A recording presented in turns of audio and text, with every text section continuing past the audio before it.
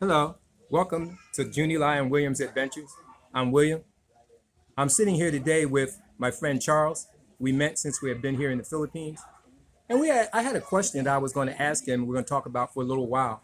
Once again, give us a thumbs up and remember to subscribe to the channel. But I wanted to ask Charles the question, why did he decide to retire in the Philippines? Hello, everyone. My name is Charles. Why did I decide to retire in the Philippines? First of all, I'm not retired. I just relocated because I don't believe that as I age, I should retire from what I like doing.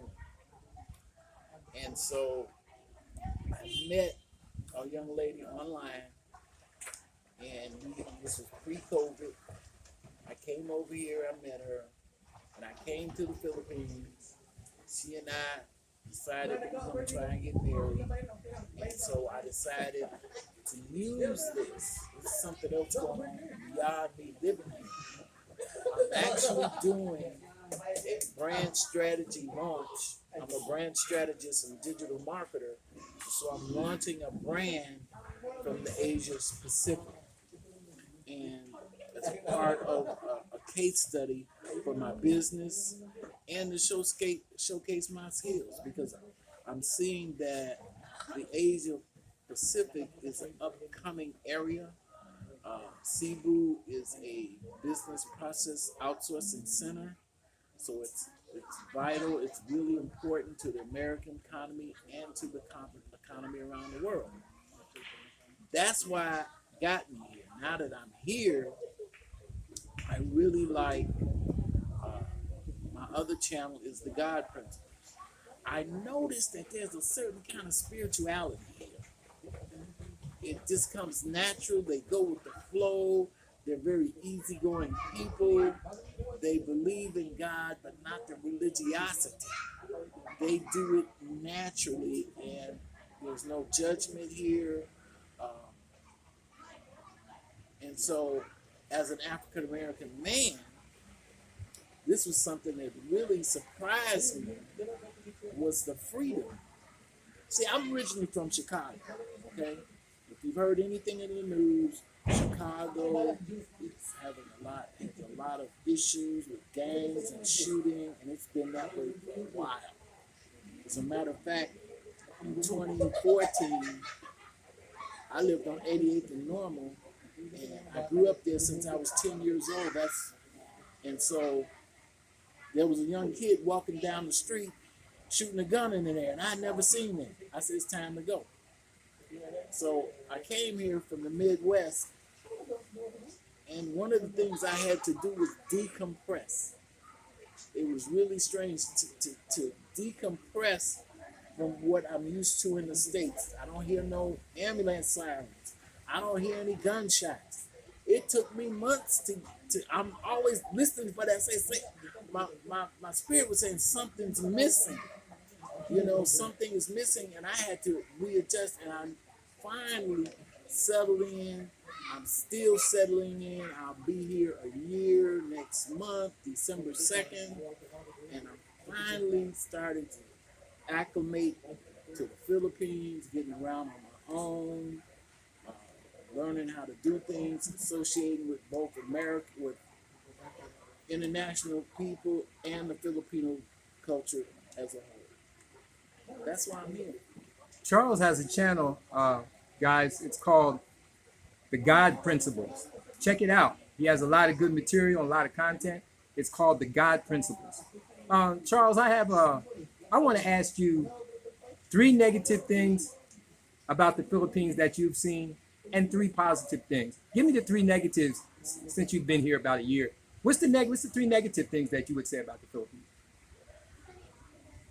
Number one is because they spot you as a foreigner, you have a target on your back.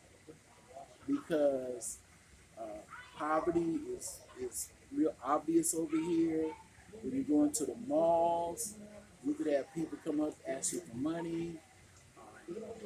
The sales clerks, they would try to pull you aside, especially those kiosk workers. That's one thing. The second thing about the Philippines, I've been up to the provinces. That's really rural. That is really rural. I did that once. I said I can't do this. I can't. No, it's too rural. No, my Boy Scout days are over. I'm not doing that outdoor stuff. I done got up in age. I can't do that. And number three is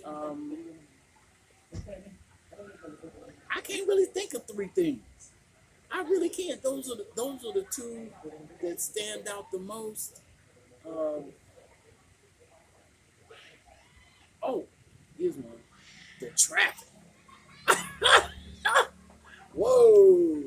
Look, I've been in California traffic, and I said I would never complain about traffic again. This place got California beat because they not doing it with cars, they doing it with motorcycles. Yes. You ain't seen that. Like this is A lot like of motocross. motorcycles. It's like watching motocross out there. So I don't drive. Positive things. The weather. I just made a video about this. I didn't want to retire in a place that had snow. Coming from Chicago, I've been through several blizzards, shoveling snow, things like that. I said, well, in this stage of my life, I didn't want to be around the snow. Number two, the economy. Right now, I'm living in a 2-bedroom townhouse, fully furnished, and economically it costs me $275 a month. It's like living in a gated subdivision. Couldn't afford that in the States. No. It's just not affordable for me. No. Unless I kept working, which I still work, but I didn't want to be under that financial pressure to have to do this. And that's the third thing is there's no financial pressure here. I mean, what I have coming in right now will suffice. I will live a good, healthy lifestyle, as long as I don't do anything crazy. And my blood pressure, my health got better. That's the one thing I noticed about those of us that are here. Our health improves. Our health improves if we don't get involved too much in the unhealthy eating. And so my blood pressure is good. My body didn't detox. My mind is clearer. I'm happier. I have nothing but good things to say about it. I've had a lot of guys. Thanks, Charles. I tell you, I'm like you. It is hard to find too many negatives. So I seen you had the stretch that you can find some of the negatives. Yeah. I know that one of the positives that I've found really refreshing was that as a black man being here in this country, I've found out that I'm not looked at as negative. It might sound simple, but when I walk into a restaurant or a store, nobody's looking at me like I don't belong. Nobody's looking at me like I'm ready to steal something.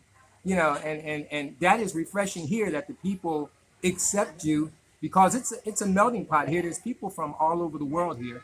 And I found that to be refreshing.